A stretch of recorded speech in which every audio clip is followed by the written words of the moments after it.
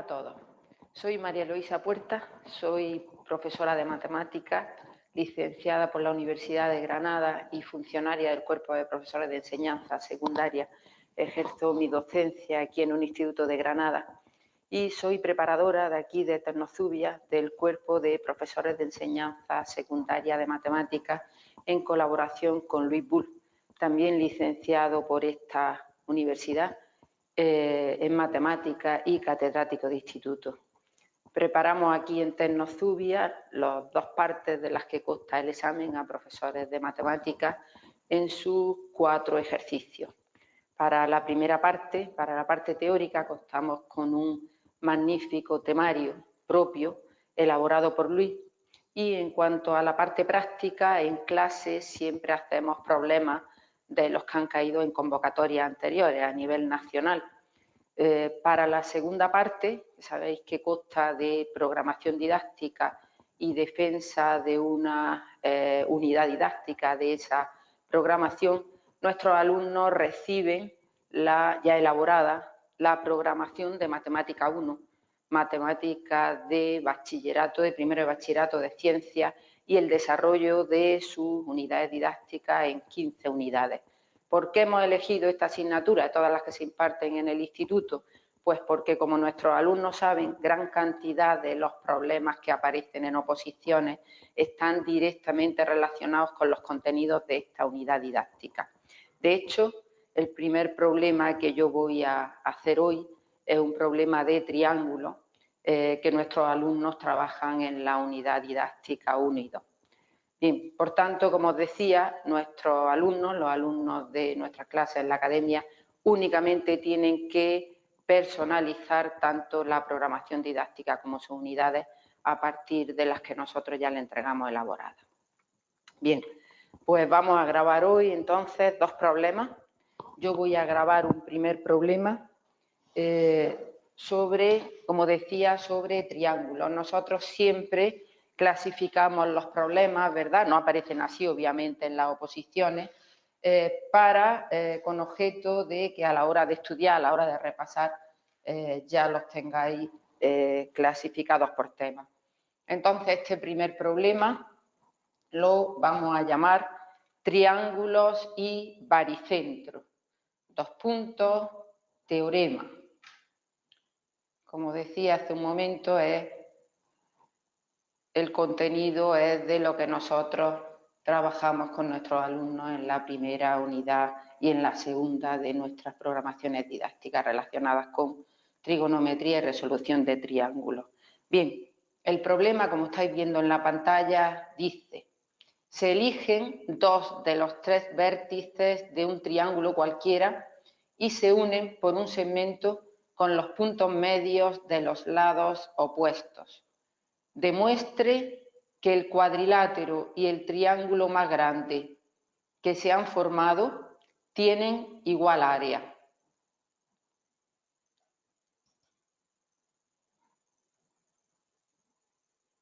Bien, pues vamos a dibujar un triángulo, triángulo ABC, y vamos a trazar las medianas correspondientes a 2 vértices. Nos dice, vamos a trazar nosotros las medianas correspondientes a los vértices A y B.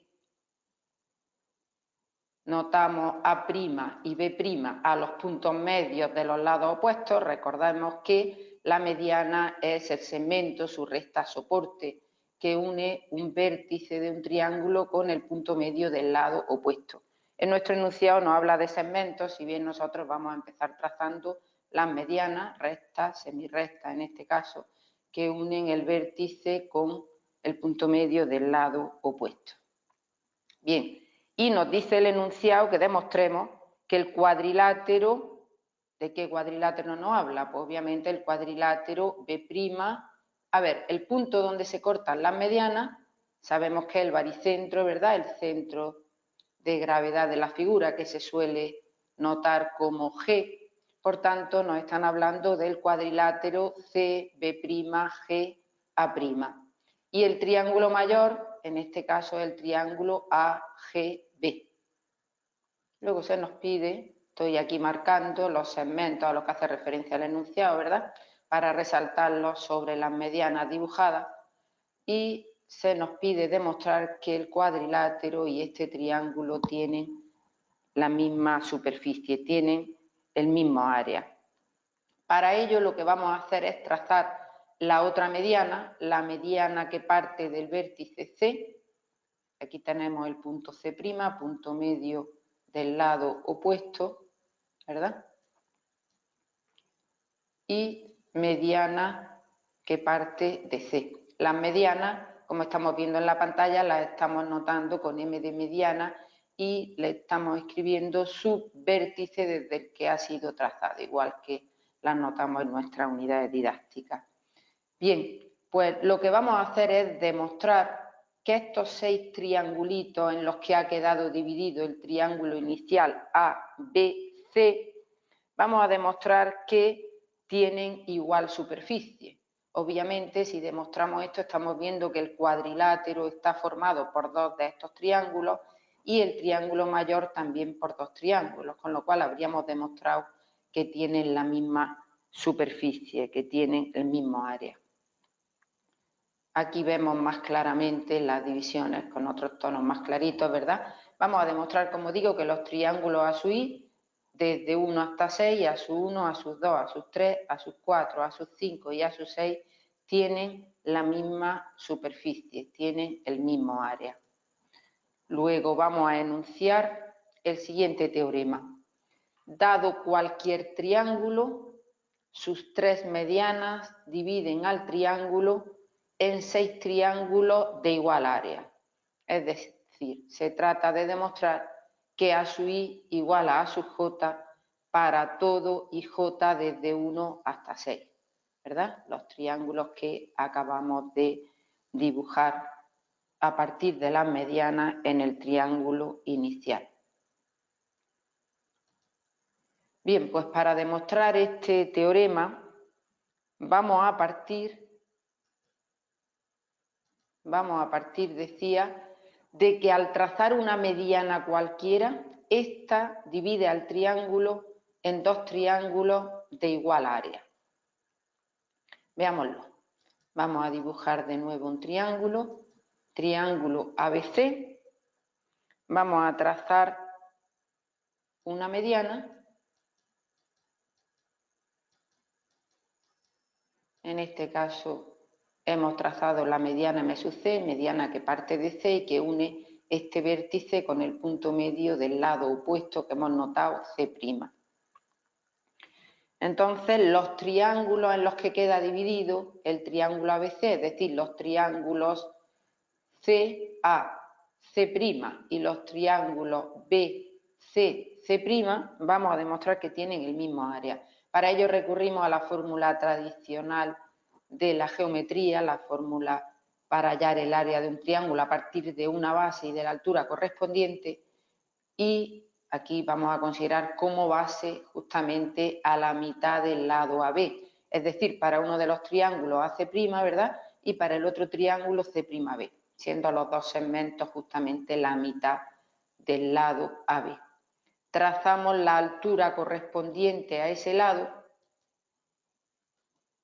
la altura H, que, como estamos viendo claramente en la pantalla, es altura común a los dos triángulos, puesto que es perpendicular a la recta que contiene, ¿verdad?, al lado AB. Por tanto, el área de los dos triángulos, base por altura partido por 2, es la misma como estábamos afirmando. Los triángulos CC'B y CAC' tienen el mismo área. Bien, volvamos ahora entonces a nuestro triángulo inicial. En el triángulo inicial habíamos trazado 3 medianas. Habíamos trazado la mediana que notamos aquí, M sub A, la mediana de B, M sub B, y la mediana desde el vértice C, M sub C. Por tanto, aplicando el resultado anterior, cada mediana divide al triángulo inicial, ¿verdad?, en 2 triángulos de igual área, pero esos triángulos a su vez aquí los tenemos divididos en el caso de la mediana que parte de A, afirmamos que los triángulos de la parte derecha, ¿verdad? Según vemos en la pantalla, A sub 1 más A sub 2 más A sub 3, que completan el triángulo A'BA, tienen el mismo área que los triángulos de la parte izquierda, es decir, serían los triángulos que forman A'C, en este caso A4 más A5 más A6.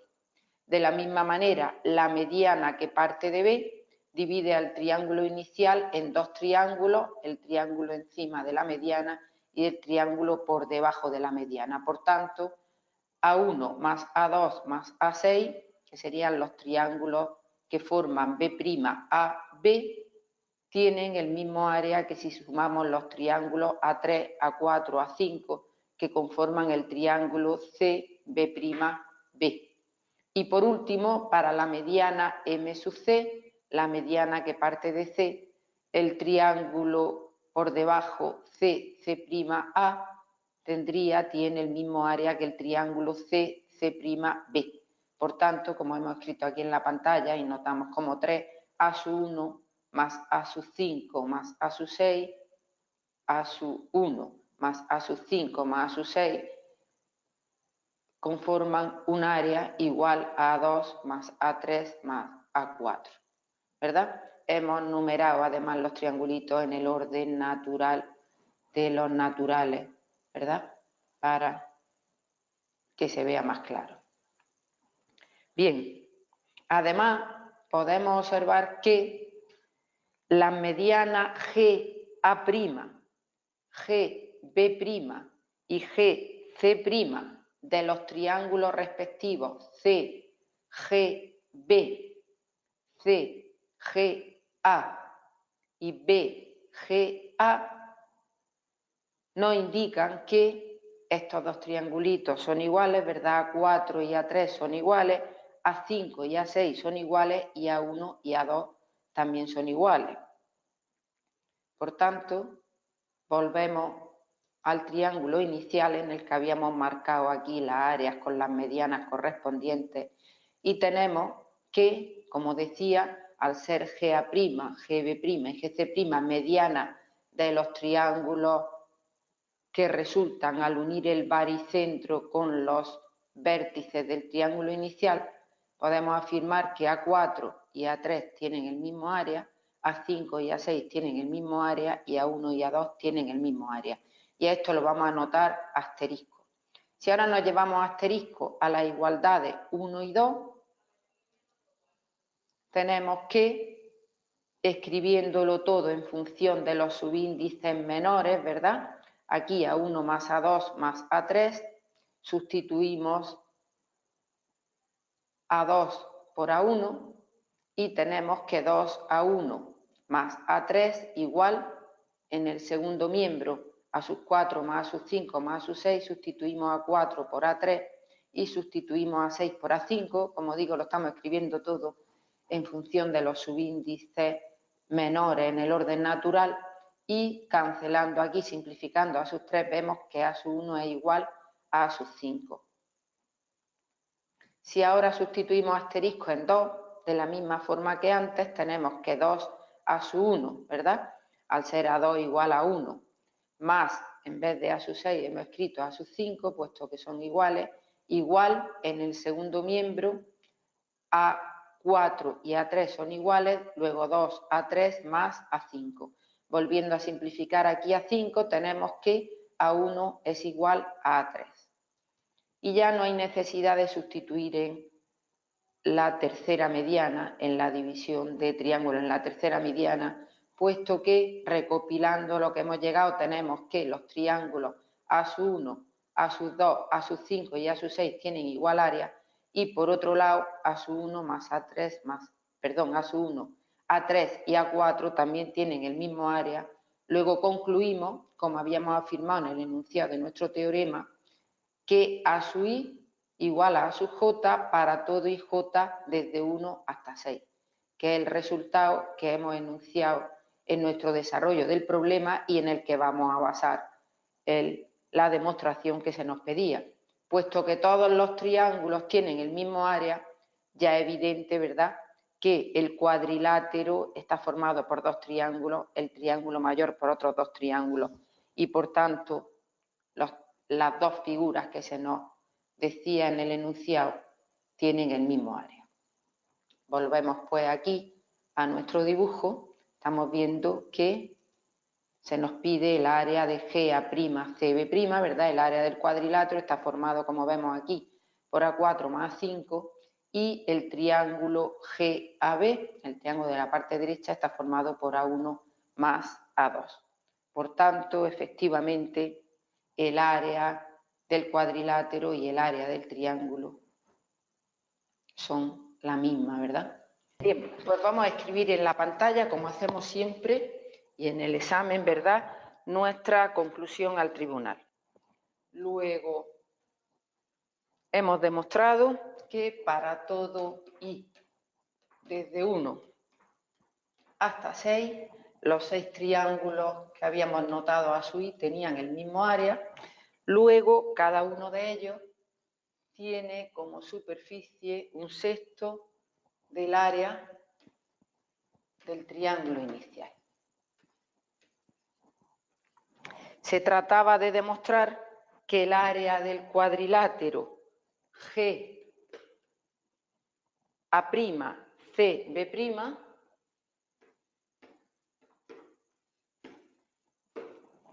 y el área del mayor de los triángulos, el triángulo que hemos notado GAB, son iguales. Por otro lado, esto es elemental, puesto que hemos visto que el área del cuadrilátero es la suma de la área de dos de esos triángulos, ¿verdad?, de A4 y A5, y el área del triángulo GAB, por su lado, es la suma de los triángulos A1 y A2. Por tanto, al tener todos los triángulos desde el 1 hasta 6 el mismo área, ¿verdad?, concluimos que esta área son iguales como se nos pedía en el problema.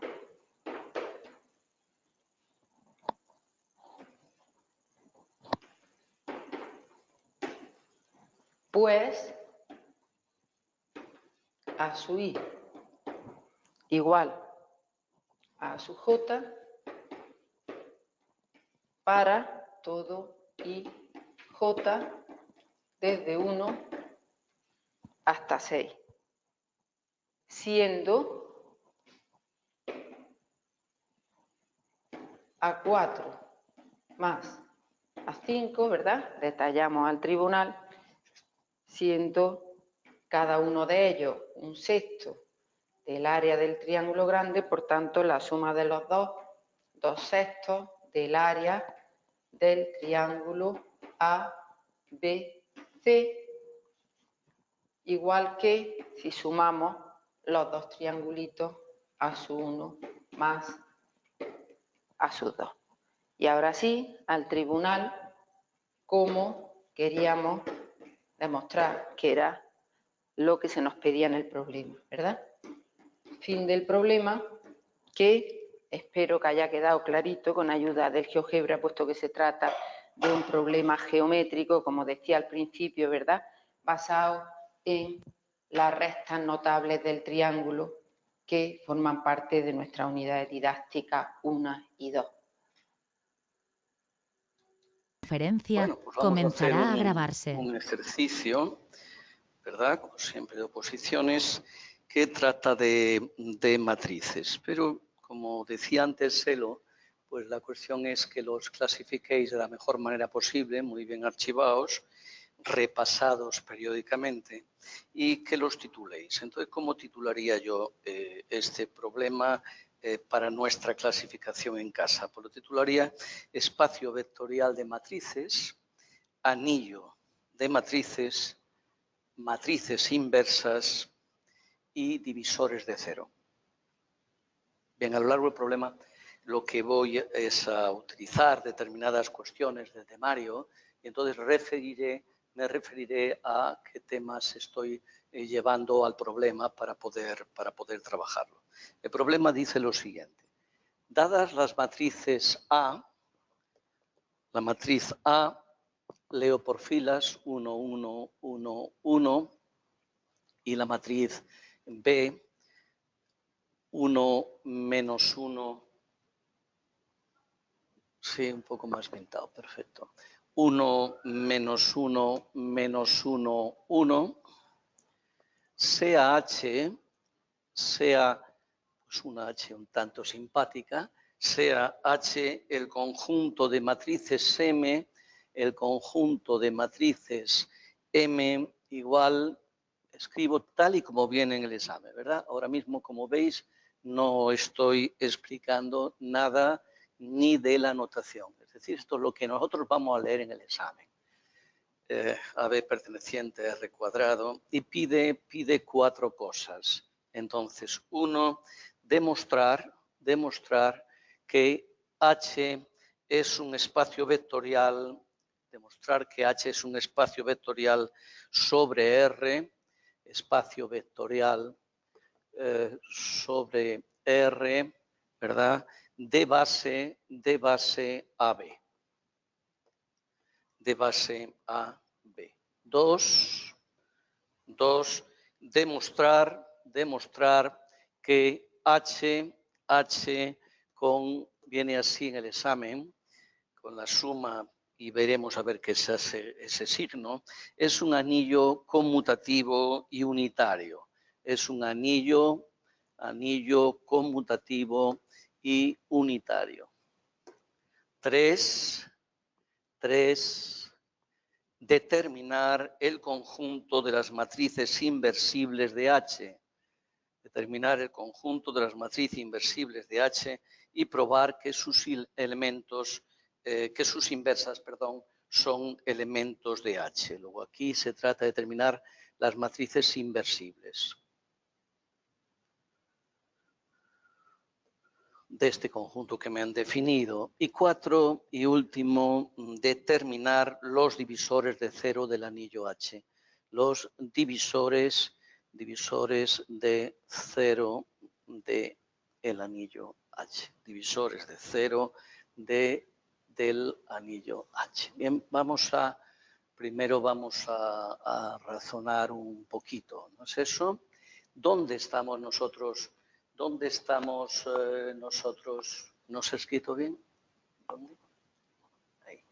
Vale, entonces aquí estamos hablando del H, ¿verdad? Del H.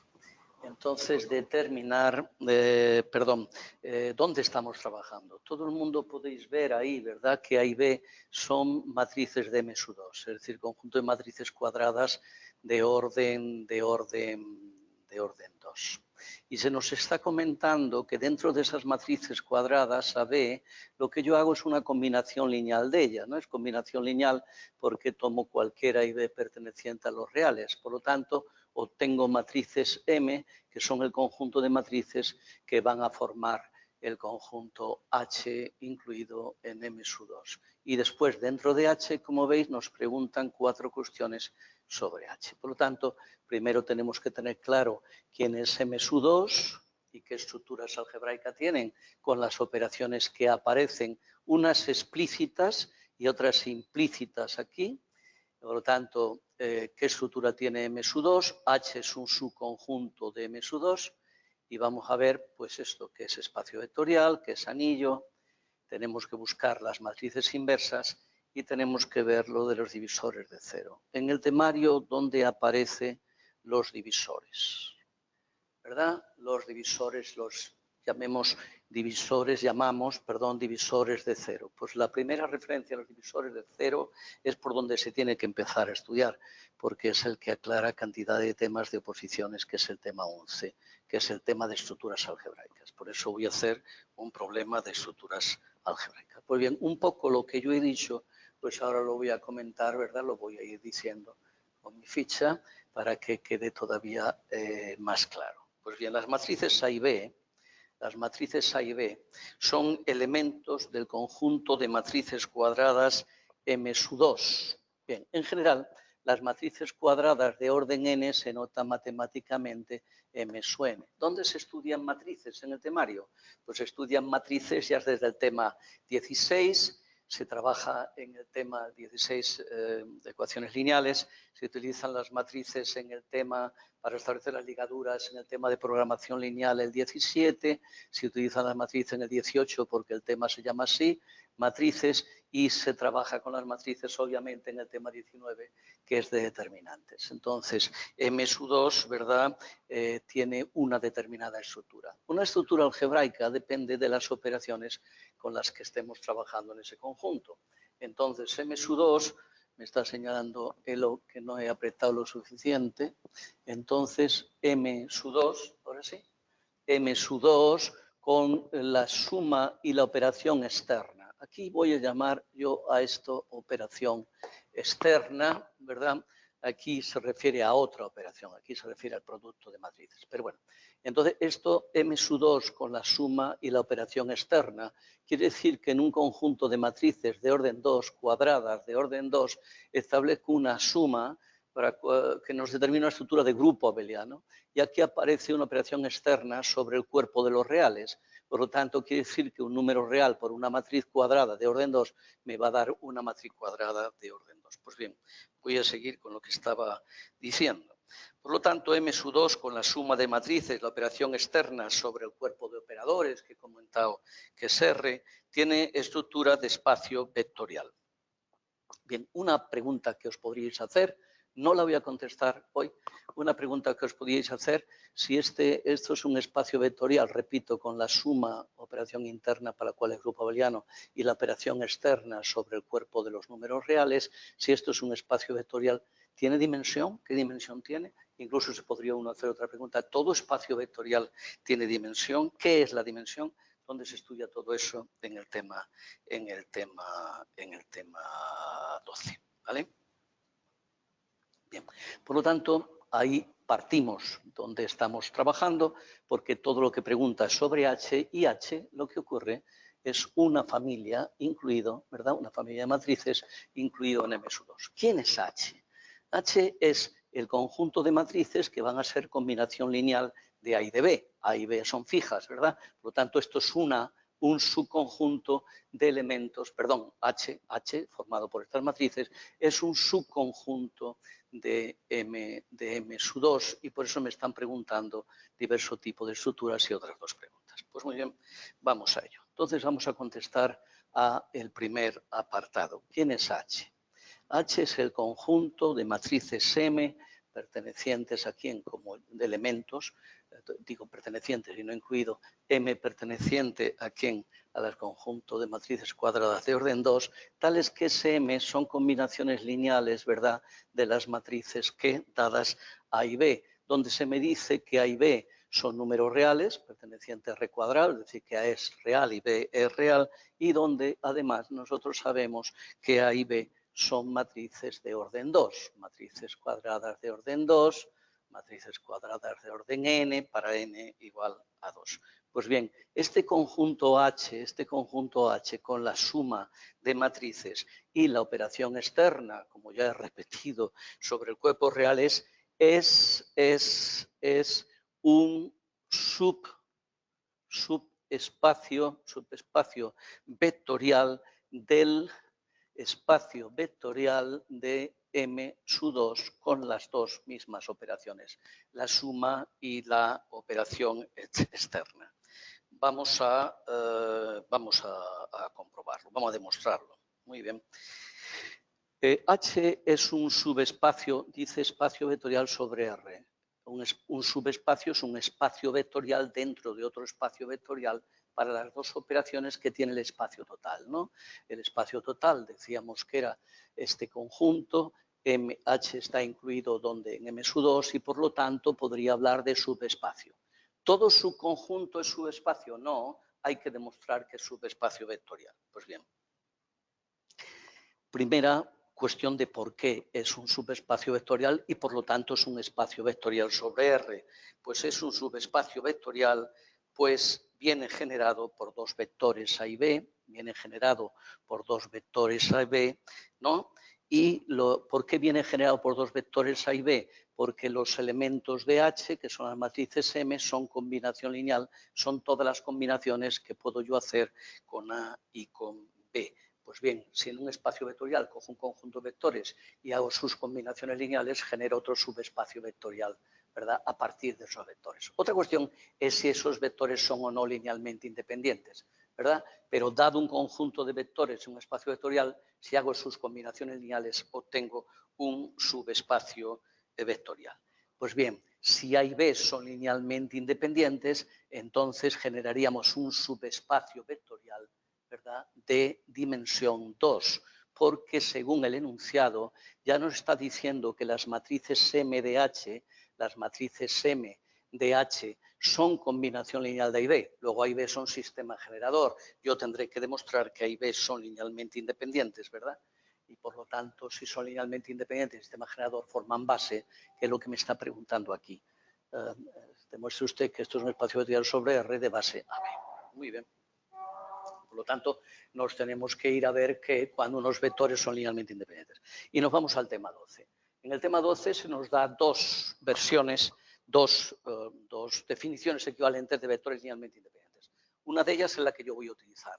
Dos vectores son linealmente independientes cuando la única forma de obtener una combinación lineal de ellos igualada al vector 0 es que los escalares sean todos 0. Y la otra, equivalente, que se demuestra la equivalencia en el tema 12, es que un conjunto de vectores son linealmente independientes cuando ninguno se puede poner como combinación lineal, ¿verdad?, de los restantes. Obviamente, cuando son linealmente independientes, hay una definición equivalente a qué significa ser linealmente dependientes, que obviamente será, ¿verdad?, todo lo contrario. Como el otro día en clase hicimos la cuestión de un vector combinación lineal de otros, pues ahora voy a obtener una combinación lineal de ellos igualada al vector 0 y voy a demostrar que todos los escalares son 0.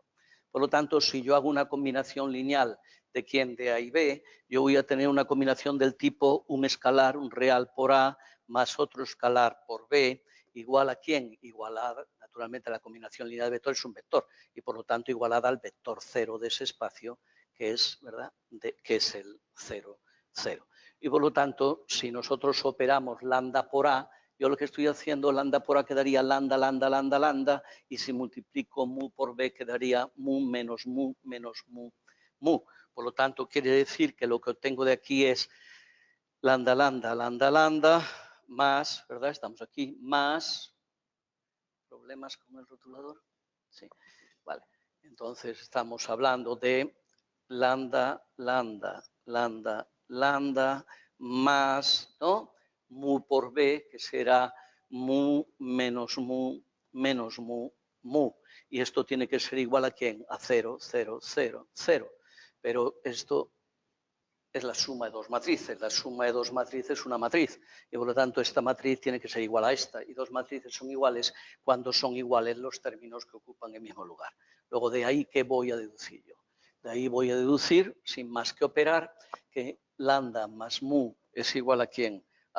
Perdón, lambda más mu he utilizado, ¿no? Bueno, pues lambda más mu es igual a ¿quién? A 0, y que lambda menos mu es igual a 0, un sistema de dos ecuaciones y dos incógnitas. Si sumamos ordenadamente, ¿qué nos queda a nosotros? Nos queda 2 lambda igual a 0, 2 lambda igual a 0, de donde lambda es igual a 0. Y si restamos ordenadamente, nos queda 2 mu igual a 0, de donde mu es igual, ¿verdad?, donde mu es igual a 0. Luego, la manera de obtener una combinación lineal de ellos igual al vector 0, la única solución que nos da es que, oiga usted, solamente la puede usted obtener si los escalares son 0 y, por lo tanto, que acabamos de mostrar que las dos matrices A y B, como vectores, los dos vectores A y B, son linealmente independientes. Como por hipótesis son sistema generador, entonces H, que está generado por A y B, es un subespacio vectorial de dimensión 2, ¿verdad? De dimensión 2, y una de sus bases, saber que en un espacio vectorial en general hay infinitas bases, si es que hay alguna, no todos los espacios vectoriales tienen base, ya veremos por qué algún día. Entonces, las bases en un espacio vectorial son infinitas en general y, por lo tanto, hombre, hay algún espacio vectorial trivial que las bases no son infinitas, pero bueno, eso ya para otro día. Entonces, las bases, una de las bases era B y habrá infinitas bases, en cualquier caso, en un espacio vectorial de dimensión 2, ¿verdad? Bien, vamos a seguir otro razonamiento, ya que estamos con el 1, aquí un tantito entretenidos, vamos a seguir otro razonamiento para demostrar que H, ¿verdad? Para demostrar que este conjunto, que H con la suma y la operación externa es un subespacio vectorial de ¿quién? De M2 con la suma y la operación externa. Muy bien. Aplicamos la condición necesaria y suficiente para ser subespacio vectorial. ¿Dónde viene esto? Esto viene en el tema 12 en el apartado 2. Tema 12, apartado 2. Por lo tanto, aplico ese teorema del tema 12. Vamos a demostrar que para cualquier lambda perteneciente a R y para cualesquiera dos matrices M y M', ¿verdad? Pertenecientes a ¿quién? A H, entonces el lambda por M más M' pertenece a ¿quién? A H, ¿verdad? ¿De dónde viene esto? ¿Qué ha pasado? Vamos a demostrar para cualquier, debo de apretar un poco más, para cualquier lambda perteneciente a R y para cualesquiera, ¿verdad? A veces incompatible el apretar con el ir más rápido, ¿no? Pero bueno, por lo tanto, para cualesquiera escalar y para cualquiera dos matrices de este subconjunto de matrices, ¿verdad?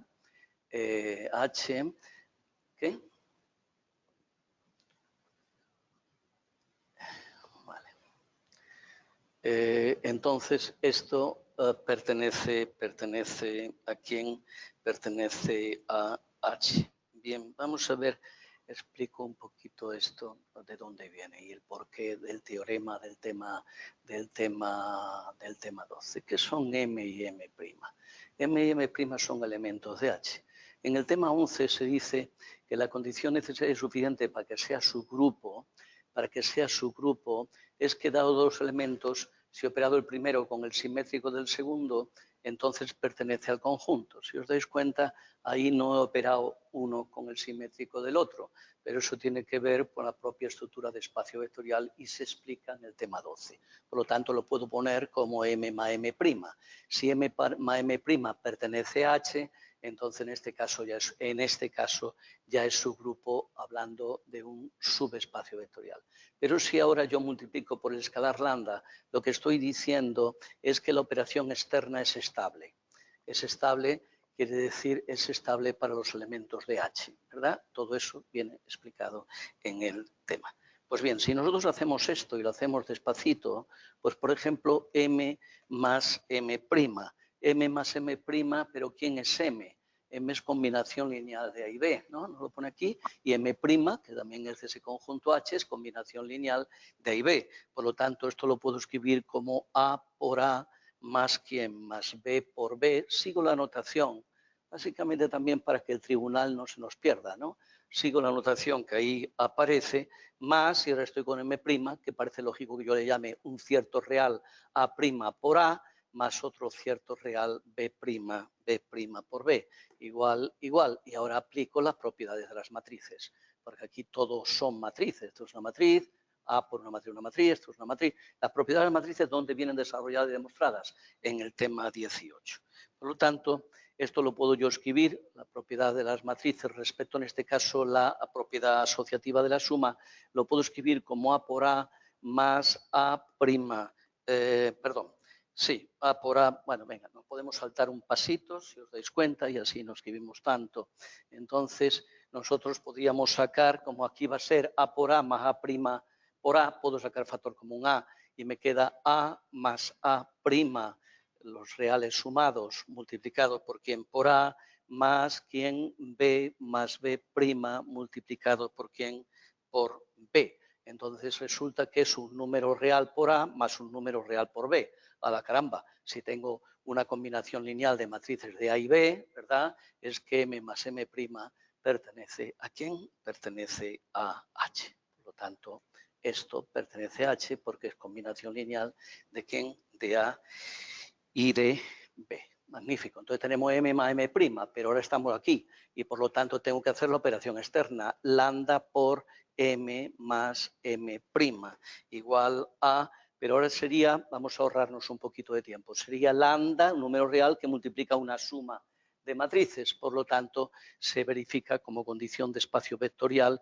¿verdad?, la pseudo distributiva de los escalares respecto de la suma, que es la de la propiedad de las condiciones últimas de espacio vectorial, es la cuarta. De las condiciones últimas, de las cuatro últimas, la primera de las cuatro últimas, la llamada pseudo distributiva. Entonces, en este caso, ¿qué nos queda a nosotros? Nos queda lambda por A más A' por la matriz A, más lambda por B más B' por la matriz ¿qué? Por la matriz B. Si esto lo ponemos en un corchete, entonces nosotros nos estamos dando cuenta que al operar lambda por M, otra vez con la rotuladora, ya, bueno. Bien, entonces, como lo voy diciendo, pienso que nadie se pierde, pero bueno, por no interrumpirme más, ¿verdad? Entonces lo que voy a hacer es seguir a partir de aquí. Por lo tanto, ¿qué nos queda? Nos queda un número real por A más un número real por B. Por lo tanto, la matriz lambda por M pertenece ¿a quién? A H, que era lo que queríamos que demostrar. Por lo tanto, ¿qué hemos demostrado? Que es otro elemento de H, ¿verdad? Y por lo tanto hemos aplicado la condición que viene en el tema 12 para que un subconjunto de un espacio vectorial, en este caso un subconjunto de M2, sea con las operaciones de M2, sea un subespacio vectorial, ¿verdad? O espacio vectorial, en este caso sobre R, que es el cuerpo de los escalares. Por lo tanto, la primera parte, como veis, se ha podido hacer de dos formas al menos. Muy bien, nos vamos a la segunda parte. La segunda parte nos dice esto de que H con esas dos operaciones. Bien, el problema de la notación en matemática es fundamental y a veces lo que ocurre es que no es muy acertada, porque en muchos textos de álgebra se utiliza como operación externa al puntito. Y aquí nos están utilizando como operación externa para ver que es un anillo. Un anillo tiene dos internas y con unas condiciones. Por lo tanto, no está utilizando el puntito. Como yo he utilizado el puntito aquí, a la externa, aquí voy a utilizar el aspa en el sentido de multiplicación de matrices. Por lo tanto, ¿qué se me está pidiendo en el apartado 2?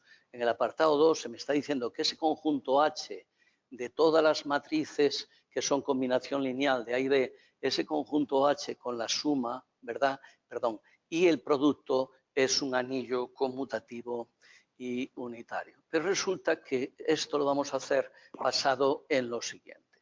Este conjunto está incluido en el conjunto de las matrices M2 con la suma y con el producto. El conjunto de las matrices cuadradas de orden n, no solamente de orden 2, obviamente, es un caso particular, conjunto de las matrices cuadradas de orden 2 con la suma y el producto es un anillo unitario, después incidiré un poco eso, todo esto está en el tema 11, es un anillo unitario no conmutativo. No conmutativa. Entonces, en general, ¿qué estoy diciendo? La no conmutatividad significa que dadas dos matrices, cualesquiera de M2, no tiene por qué cumplirse que A por B es lo mismo que B por A. Hay unas que lo cumplen, conmutan, y otras que no lo cumplen, ¿verdad? Entonces, en este caso, como H está incluido en M2, este M2 es no conmutativo para el producto y, sin embargo, me están afirmando que H es conmutativo para el producto, ¿verdad? Bien, el que tiene elemento unidad M2 es la matriz unidad, elemento neutro para el producto. Y vosotros sabéis, o todo el mundo sabe, que el elemento neutro para el producto de orden 2, ¿verdad? De matriz de orden 2, es este señor. Y este señor, pues lo podemos ver, pertenece a M, ¿verdad? Que después lo veremos porque me está pidiendo que es anillo conmutativo y unitario. Pues bien, vamos allá. Entonces, recordando que M2 con la suma y el producto, voy a repetir lo que he dicho, es un anillo unitario no conmutativo, tenemos que demostrar que H con la suma y el producto es un subanillo unitario de este M2 con ambas operaciones. Muy bien, nos vamos al apartado 723, apartado 723 del tema 11. Apartado 723 del tema 11, que caracteriza a los subanillos de un anillo. Dice así, dado, lo particularizo para el ejercicio donde estamos, dado H incluido en M2, es un subanillo de quién subanillo, es subanillo de ¿quién? De M sub 2, ¿con quién? Con la suma y ¿quién? Y el producto cuando H con la primera operación, que es la suma de matrices, es un subgrupo de M sub 2 con la suma y cuando H es una parte estable de M sub 2 por. Es decir, voy a explicar qué quiere decir eso. Es decir, vamos a ponerlo aquí. H con la suma y con el producto de matrices de H es subanillo. ¿De quién? De M sub 2 con la suma y con el producto.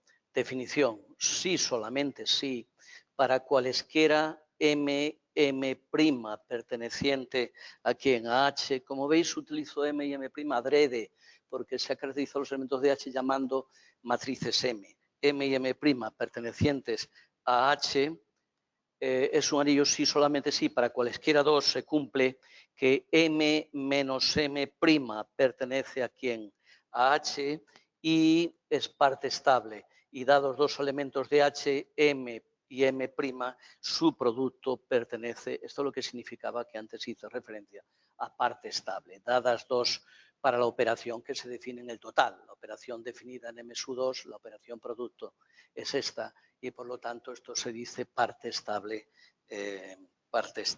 de H. O el producto en H es parte estable en el conjunto de matrices M sub 2. Bien, pero ¿qué hemos demostrado? Hemos demostrado que esto, en la primera parte, hemos demostrado que el conjunto H con la suma y la operación externa es un espacio vectorial. Y si es un espacio vectorial con la suma ya es grupo abeliano. Por lo tanto, nos ahorramos, ¿verdad?, el que demostrar que es grupo abeliano. ¿Cuál es la condición de grupo? ¿Cuál es la condición necesaria y suficiente de grupo y dónde viene en el tema 11? Y es que dados dos elementos cualesquiera, uno operado con el opuesto del otro pertenezca al conjunto, y aquí lo tenéis. Por lo tanto, esto no hay que hacerlo. Es decir, lo que quiero decir, lo que estoy diciendo es lo siguiente. Como H con la suma y la operación externa, como H con la suma y la operación externa es un espacio vectorial sobre R, entonces eso implica que H con la suma es ya un subgrupo de M sub 2, es un subgrupo que H con la suma es un subgrupo de M sub 2 con la suma, por lo que solamente tenemos que demostrar la segunda condición expuesta, ¿no? Es decir, tenemos que demostrar que H con el producto, vamos a decirlo así, es parte estable de M sub 2 con el producto. Es parte estable de M sub 2 con el producto. Por lo tanto, ¿qué tenemos que hacer? Tenemos que multiplicar, ¿qué? Dos matrices de quién, de H, ¿no es eso? Cada una será combinación lineal de quién, una cierta combinación lineal de A y B, las tengo que multiplicar y una vez multiplicadas tengo que ver qué pertenecen a quién, a ese conjunto H. Pues bien, pues vamos a hacerlo. Tengo que borrar porque la pizarra no es muy grande.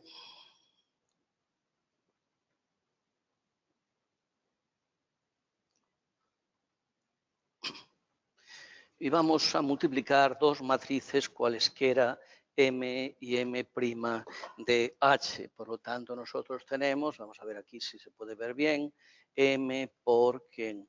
Por M' igual. ¿Pero quién es M? M es combinación lineal de ¿quién? De A y de ¿quién? De A y de B, ¿no? Es combinación lineal de A y de B. Esto es una cierta matriz. Y ahora esa matriz la voy a multiplicar por M', que lógicamente la podré escribir A' por A más B' por ¿quién? Por B, igual. Pero las matrices, tema 18, son, con la suma y el producto, son un magnífico anillo y por lo tanto se cumplen las distributivas tanto a la izquierda como por la derecha del producto respecto de la suma. Por lo tanto, si utilizo esto como una matriz única, entonces esto será esta matriz por el primer sumando más esta matriz por el segundo sumando. Por lo tanto, esto nos queda A por A más B por B por A' A más A por A más B por B, ¿verdad? por B', ¿no es eso? B', B. Igual, pero resulta que aquí vuelvo a tener una distributiva, no es eso, lo que pasa es que por aquí he distribuido por la izquierda y aquí voy a distribuir por la derecha, que también se tiene que cumplir. Por lo tanto, esto nos quedaría, ¿qué nos quedaría? Y bueno, esto también tiene que ver con una cuestión que se ve en los primeros temas y es la compatibilidad de la operación externa con la segunda operación, porque el conjunto de matrices cuadradas de orden 2 tiene estructura de álgebra. Un álgebra es una estructura, es un anillo que tiene también ese espacio vectorial y donde la operación externa es compatible con la segunda operación del anillo.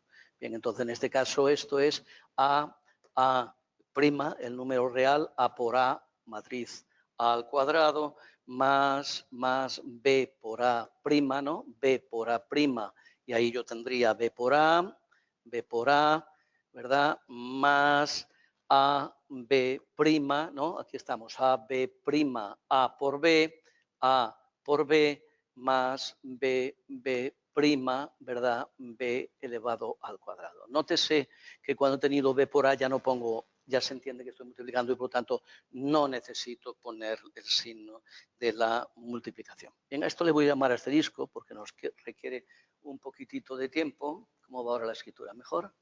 Vale. Entonces, a esto voy a ver quién es A cuadrado, quién es B por A, quién es A por B y quién es B cuadrado.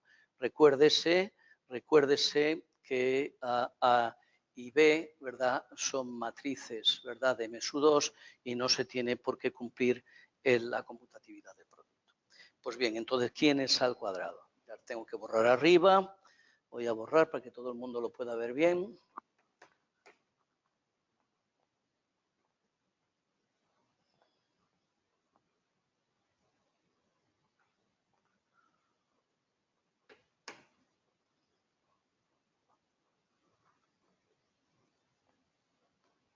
Entonces, repito que ahí abajito lo que voy a hacer es ver que son cada una de las matrices que ahí aparecen. Por lo tanto, podemos hacer A cuadrado. A cuadrado lo puede hacer todo el mundo. Allí tenemos A y por lo tanto sería 1 por 1, 1, 1, 1, 1, multiplicado por quién, por 1, 1, 1, 1. Y todo el mundo sabe, o debía saber, que el producto de matrices tiene que ver con la composición de homomorfismos entre espacios vectoriales, ¿verdad? Entonces esto sería 1 por 1 más 1 por 1, que casi seguro, ¿verdad?, que es 2, por lo tanto vamos a tener 2, 2, 2, 2. ¿No es eso? ¿Va bien? Pero ¿quién es 2, 2, 2, 2? Esto es 2 por 1, 1, 1, 1, es decir, que esto justamente es la matriz que 2A. ¿Quién es B cuadrado? B cuadrado es 1 menos 1 menos 1, 1. ¿Por qué? Por 1 menos 1 menos 1, 1. Pues nada, multiplico estas dos matrices y me da 2 menos 2 menos 2, 2. Pero como la B lo tenéis allí, es 1 menos 1 menos 1, 1. Esto justamente es ¿quién? Es 2B. Y ahora viene una pequeñita sorpresa que tiene que ver con la última pregunta. ¿Y quién voy a hacer ahora? Ya he hecho A cuadrado, ya he hecho ¿quién? B cuadrado, nos toca hacer B por A y A por B. Vamos a hacer aquí en este ladito B por A. B por A. Por lo tanto, estamos hablando de 1 menos 1 menos 1, 1. ¿Por quién? Por 1, 1, 1, 1. Vamos a ver qué da. Sería 1 por 1, 1, menos 1 por 1, menos 1. Ahí da 0. Y si lo vais haciendo, resulta que nos da la matriz nula, es decir, el elemento neutro de la suma de matrices cuadradas de orden 2. Y si nosotros hacemos A por B, entonces nosotros tenemos 1, 1, 1, 1, ¿verdad?, por 1 menos 1 menos 1, 1. Y eso, si lo hacéis despacito, también nos da 0, 0. Por lo tanto, si tenemos el A cuadrado, el BA que acabamos de hacer, el AB, ¿verdad?, y el B cuadrado, podemos sustituir en asterisco y entonces podemos obtener, ¿verdad?, M por M', ¿no? Y por lo tanto, si lo pongo arriba, entonces nosotros nos encontramos con que puedo escribir asterisco, llamada que he hecho ahí abajo, ¿verdad? M por M' por un valor que nos va a aclarar qué está ocurriendo en este apartado, ¿verdad? 2. Entonces, ¿qué tenemos nosotros?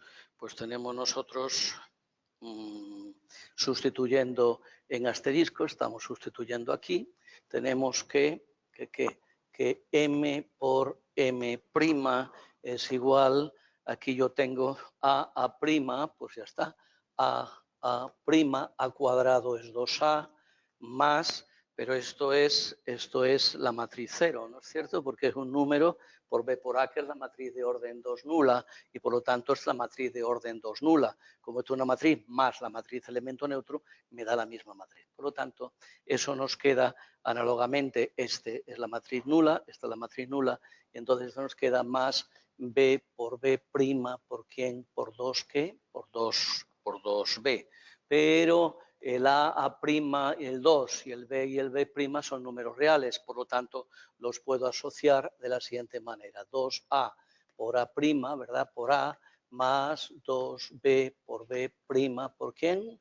Por B. ¿Qué hemos obtenido de M por M'? Que es combinación lineal de ¿qué? De A, ¿de quién? De A y B. Luego, conclusión, ¿no? El conjunto H, ¿verdad? Con la suma y el producto de matrices cumple la condición necesaria y suficiente para ser subanillo de quién? De M2 con la suma y el producto. Además, antes hacía una referencia yo, H, es decir, es un anillo. Ya hemos demostrado que es un anillo. Ahora vamos a ver que es unitario. Además, H es unitario.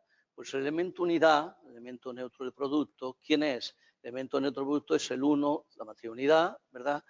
1, 0, 0, 1. Y la podemos obtener como combinación lineal de quién, para que pertenezca a H, tiene que ser combinación lineal de quién, de A y de B. Pues vamos a ver si es combinación lineal de A y de B. Y por lo tanto esto sería igual a A. ¿Quién es la matriz A? 1, 1, 1, 1, más B, no sé, estoy utilizando los mismos escalares para que el tribunal no se pierda.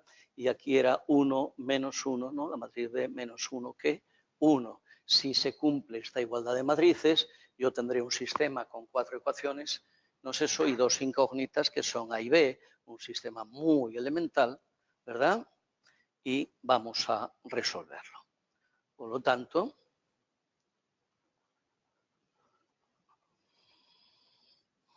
tanto, de ahí deducimos nosotros, que sin más que operar, ¿no? Vemos aquí quién sería A, y aquí sería B menos B menos BB. Claro, el que ocupa el lugar este más el que ocupa el lugar este es este. El que ocupa el lugar este más el que ocupa el lugar este es este y así sucesivamente.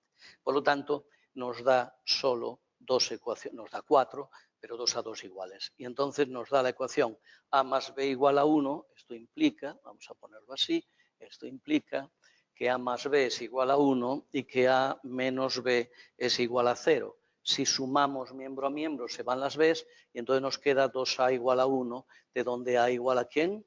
A un medio.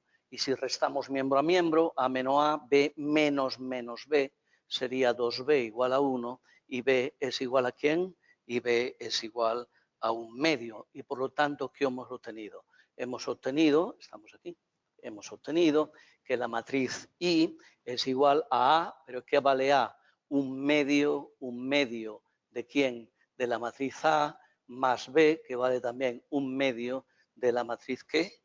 B. Y por lo tanto, la matriz unidad es combinación lineal, ¿no? Es combinación lineal de las matrices A y B. Como H se define como el conjunto de matrices, que son combinaciones lineales de ¿quién? De A y B, entonces esta demostración de que esto pertenece a la familia ¿qué? H. Y por lo tanto, en este segundo apartado ya diremos que H es un anillo, que hemos demostrado antes, es un anillo que es ¿qué? Unitario. ¿Y ahora qué tenemos que demostrar?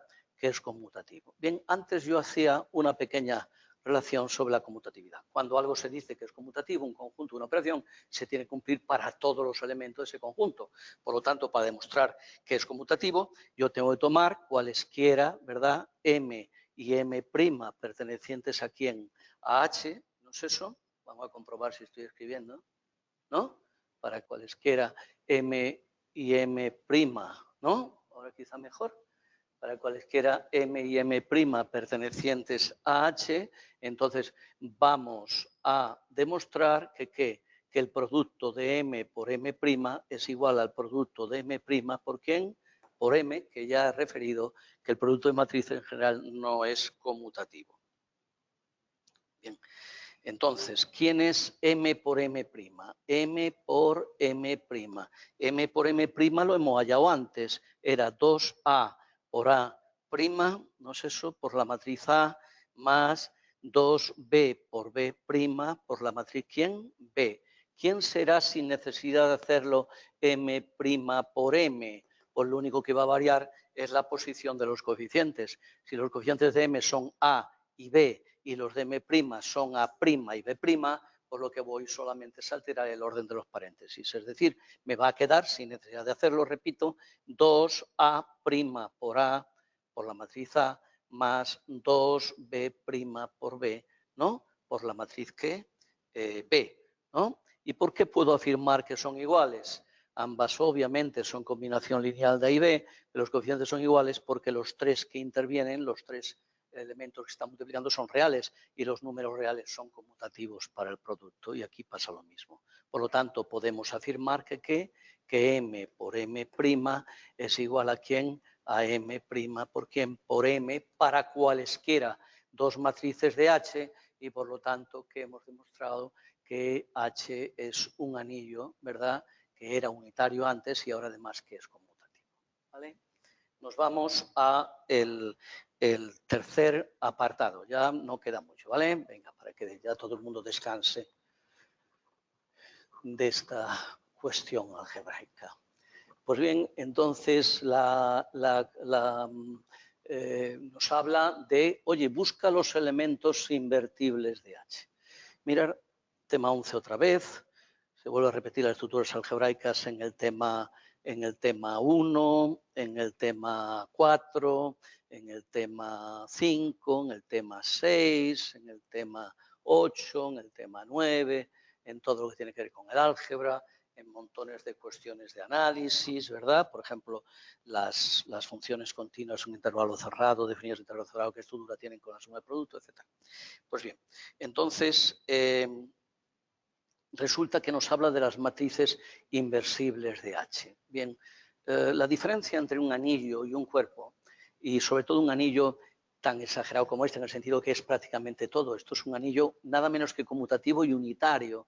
Lo único que le falta a un anillo conmutativo y unitario para ser cuerpo es que todo elemento tenga simétrico. Es decir, no todo elemento de H, según lo que vemos aquí, va a tener simétrico. Estoy hablando naturalmente para el producto, ¿verdad? Esto nosotros lo habíamos notado así. El elemento simétrico para el producto. Por lo tanto, la diferencia, repito, entre un anillo conmutativo unitario y un cuerpo es que un cuerpo, en el sentido de que la segunda operación del cuerpo es conmutativa, es que no todo elemento tiene inverso para el producto. En las matrices, el inverso para el producto son las matrices inversibles. ¿Y qué es una matriz inversible? Es aquella matriz que tiene matriz inversa.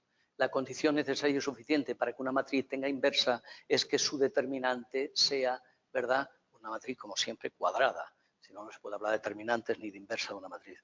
Entonces, es que la condición necesaria y suficiente es que su determinante sea distinto de cero. Pues bien, todo esto que voy a hacer aquí se basa precisamente en el apartado 3 para contestar, se basa precisamente en esa premisa.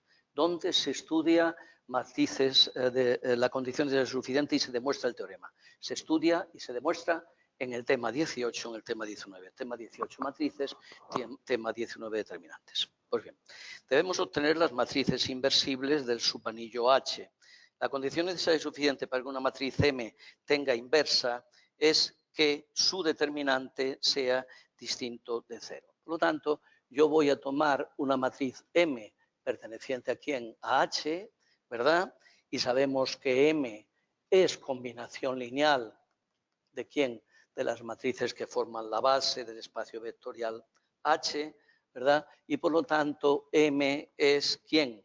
Pues yo hago A por 1, 1, 1, 1, más B por 1, menos 1, menos 1, 1, opero o sumo y me da A más B, aquí me da A menos B, aquí A menos B y aquí A más B. Y por lo tanto, de aquí puedo obtener yo el determinante de M. El determinante de M sería ¿quién? A más B al cuadrado menos A menos B, ¿no es eso? Al cuadrado. Pero cuando hago esto a cuadrado más B cuadrado más 2AB, y ahí hago también a cuadrado más B cuadrado menos 2AB, se van los cuadrados y esto nos queda 4AB.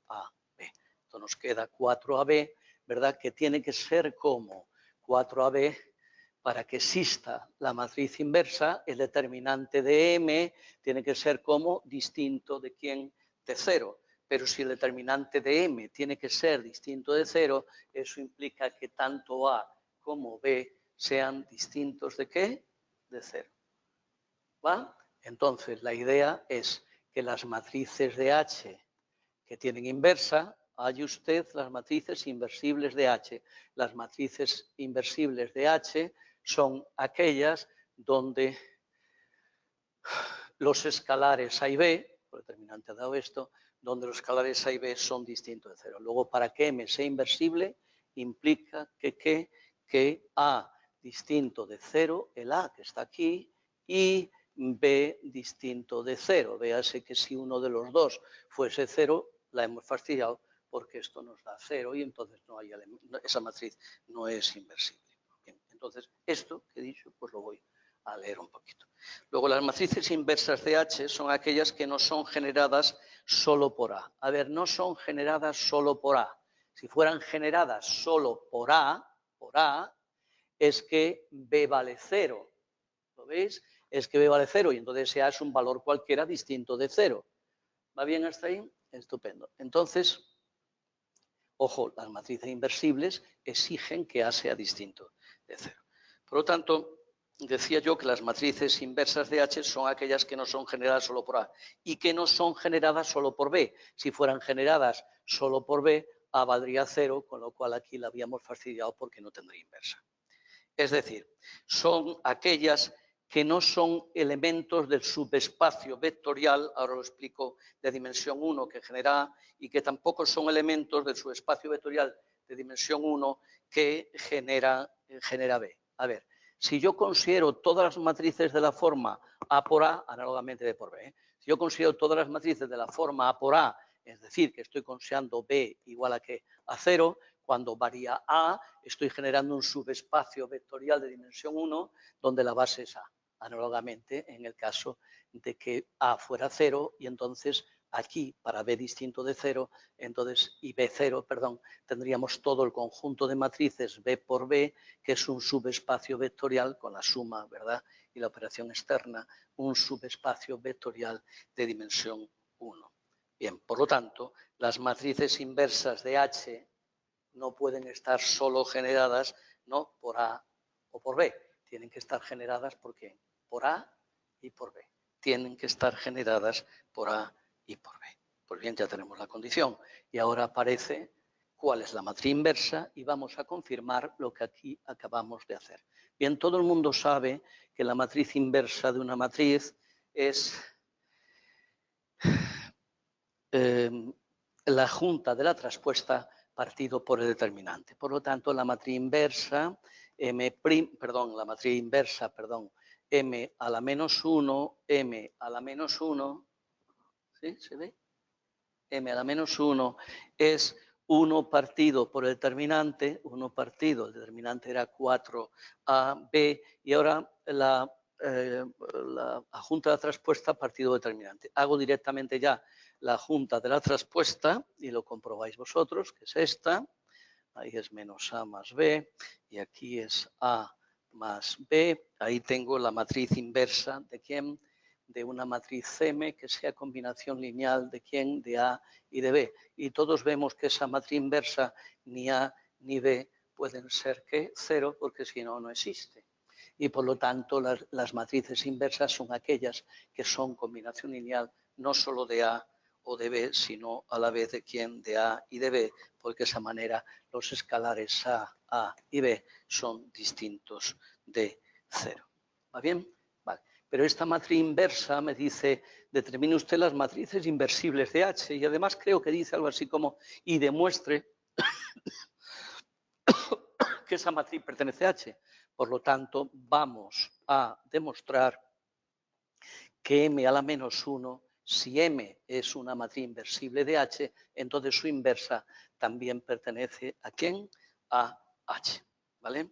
Es decir, si la inversa pertenece a H, es que M a la menos 1 la tengo que poder escribir como combinación lineal de las matrices que A y B. Pues bien, es muy fácil. Esta matriz es quad 1, lo hice a partir de esto, ¿no? Como yo tengo el valor de la inversa y esto es una constante, ahora me planteo a ver cómo estas dos matrices las puedo sumar como combinación, esta matriz, perdón, la puedo sumar como dos matrices combinación lineal de A y B. Y es muy sencillo porque si os dais cuenta, esta matriz de aquí arribita es B por A más A por B. Lo podéis comprobar en casa. Y por lo tanto, esto que nos queda, 1 partido por 4A, porque este B con este B serían 1 partido por 4A de la matriz A más 1 partido por 4B de la matriz ¿qué? B. Entonces, el número real que existe porque A es distinto de 0 y aquí también B es distinto de 0, un número real por A más un número real por B, por lo tanto M a la menos 1 es combinación lineal de ¿quién? De A y de B y por lo tanto M a la menos 1 pertenece a H. Acabamos de demostrar cuáles son las matrices que tienen inversa y además acabamos de demostrar que esa inversa, ¿no? Acabamos de mostrar que esa inversa, eso me pasa por escribir rápido, que esa inversa, ¿no? Pertenece precisamente a la familia H, ¿no? Incluida en las M2. Y ya por fin nos vamos a el apartado último cuarto. Veamos los divisores de 0 del anillo H, divisores de 0 del anillo H. Cuando nosotros escogemos un problema en las oposiciones, ¿verdad? Para hacer en Andalucía de 6, ¿no? Hay que hacer 3, en Madrid hasta ahora de 4 hay que hacer 4, por poner un ejemplo. Entonces nosotros debemos de empezar, primero escoger los que sabemos hacer, como es obvio, pero siempre empezar, porque todos los problemas valen 10, siempre empezar por el que sea menos largo, ¿verdad? Y o el que desde luego nos lleve, bueno, nos lleve en general menos tiempo, pero el que sepamos hacer bien. Bueno, entonces, si nosotros hemos visto aquí que se habla de espacio vectorial, que se habla de anillo, se habla de matriz inversa, se habla de divisores de 0 y no sabemos lo que es eso, obviamente nos vamos a otro problema, ¿no? Bien, ¿dónde se trabajan los divisores de 0? En todos los temas de números, pero se dice básicamente la definición en el tema 11. Cuando tenemos un conjunto con dos operaciones, ¿verdad? Por ejemplo, un anillo, porque es en un anillo. El anillo, por antonomasia, en los primeros temas, es el anillo de los enteros. Los enteros no tienen divisores de 0. Los enteros, el anillo enteros, claro, con la suma tradicional y con el producto de enteros. Bien, ¿qué se llama divisores de 0? Dos elementos distintos del neutro de la primera operación del anillo se llaman divisores de 0 cuando operados con la segunda operación nos da el neutro de la primera. En el caso de enteros es si existieran dos enteros que multiplicado entre sí no fueran 0, diera 0. Y todo el mundo sabe que si multiplico dos enteros distintos de 0 no da el entero 0, por lo tanto los enteros no tienen divisores de 0. Bien, lo vamos a aplicar aquí al anillo H. Pero fijaros que si analizamos el problema en el apartado 2 ya hemos obtenido divisores de 0 y además es lo que soluciona el apartado 4 o el que da la idea del apartado 4. Nosotros en el apartado 2 hemos tomado la matriz A, uno de los elementos de la base, 1, 1, 1, 1. Hemos tomado la matriz, ¿verdad? B, que era la matriz 1, menos 1, menos 1, 1, y en un momento dado las hemos multiplicado. A por B, hemos multiplicado esas dos y nos ha dado, lo podéis comprobar también ahora, 0, 0, cuando estaba asterisco. Cuando queríamos sustituir en asterisco, ¿no? A cuadrado, BA y AB. Pues, ¿qué nos da? Nos da la matriz nula y por lo tanto podemos afirmar que A y B son divisores de 0 del anillo H. A y B son divisores de cero del anillo H, ¿verdad? Porque siendo ambas distintas del neutro de la primera operación de la suma, operados con la segunda operación, nos da ese neutro. Por lo tanto, ese anillo tiene divisores de cero. En problemas de oposiciones hay un problema que se habla de una equivalencia a 3 teoremas que hay que demostrar. Y una de ellas dice, si un conjunto es un cuerpo, ¿verdad?, no tiene divisores de cero, y un cuerpo es que además no puede tener divisores de cero. De hecho, ahora vamos a ver una pequeña cuestión para ir un día a llegar a esa conclusión, aunque este año ya lo hemos demostrado en clase. Bien. Vamos a demostrar inicialmente que los elementos inversibles de H no pueden ser divisores de cero. Los elementos inversibles de H no pueden ser divisores de cero. Bien, esto lo hago para H, pero los elementos inversibles, los que tengan inverso de un anillo, nunca pueden ser divisores de cero. Vamos a verlo. Vamos a suponer M perteneciente a ¿quién? A H, y suponemos que existe M a la menos 1. Por lo tanto, quiere decir que esta matriz dentro de H es una matriz inversible. Si esto es así, entonces nosotros sabemos que M por M a la menos 1, recordar que M a la menos 1 es el elemento simétrico para el producto, tiene que conmutar como definición, por definición de elemento simétrico, tiene que conmutar y nos tiene que dar la matriz unidad de esa operación, en este caso de quién, del producto, ¿verdad? Entonces, si M es de H y es inversible, entonces tiene que cumplir esta condición de aquí. Vamos a ver qué ocurre si M, todo el mundo se da cuenta que es distinto de cero, porque si no, no tendría inversa, ¿verdad? O sea, el elemento neutro a primera operación nunca tiene inverso para la segunda. Entonces, voy a hacer M por una cierta matriz T que nos dé la matriz 0. La matriz 0, como es un vector, lo voy a escribir así, pero todo el mundo sabe que es 0, 0, 0, 0. Pues bien, esto perteneciente a ¿quién? A M2, y por lo tanto el neutro que pertenece a M2 es el neutro para la suma también del subespacio vectorial H. Entonces, si yo multiplico por la izquierda por M a la menos 1, que existe por hipótesis, entonces yo tengo M a la menos 1 por M por T igual a M a la menos 1 por la matriz nula, ¿no? M a la menos 1, ¿se ha escrito bien el O? M a la menos 1 por la matriz nula. O lo que es lo mismo, nosotros tenemos que aquí hay una asociatividad. Hay 3 matrices, ¿no? Las puedo asociar porque el producto matriz es asociativo, dado que en el anillo se exige que para el producto se sea asociativo. Entonces yo lo puedo escribir como ¿quién? M a la menos 1 por M por T igual a ¿quién? Pero ¿quién es una matriz cualquiera por la matriz 0? La matriz 0, ¿no? Por lo tanto, esto nos da la matriz que 0. ¿Todos? Entonces, ahora ya me vengo aquí. Pero ¿quién es M a la menos 1 por M? M a la menos 1 por M es la matriz unidad. ¿Pero quién es la matriz unidad? La matriz unidad es el elemento neutro del producto. Si es el elemento neutro del producto, I por T es C. Luego T igual a ¿quién? A 0. Luego, si una matriz que tiene inversa la multiplicamos por una matriz para que nos dé la matriz que nula, T no puede ser distinto de 0. T tiene que ser que la matriz nula. Es decir, que la matriz M no encontramos otra matriz que multiplicado por ella nos da el neutro de la suma y por lo tanto la matriz M no es ¿qué? Divisor de ¿qué? De 0. No es divisor de 0. Es decir, que las matrices que tienen inversa, que era lo que queríamos demostrar, no pueden ser ¿qué? Divisores de 0. Bien. Por otro lado, hemos demostrado que si un elemento de H no es inversible, será de la forma, si no lo es, si no lo es, voy a borrar. Entonces, si no es inversible, ¿qué decíamos? Que era un elemento del subespacio vectorial generado solo por A o un elemento del subespacio vectorial, pues eso, generado solo por ¿quién? Por B. Por lo tanto, sigo leyendo. Por otro lado, hemos demostrado que si un elemento de H no es inversible, será de la forma lambda A, ¿no es eso? Es lo que antes poníamos, o de la forma mu B. combinación lineal de A o bien combinación lineal de B.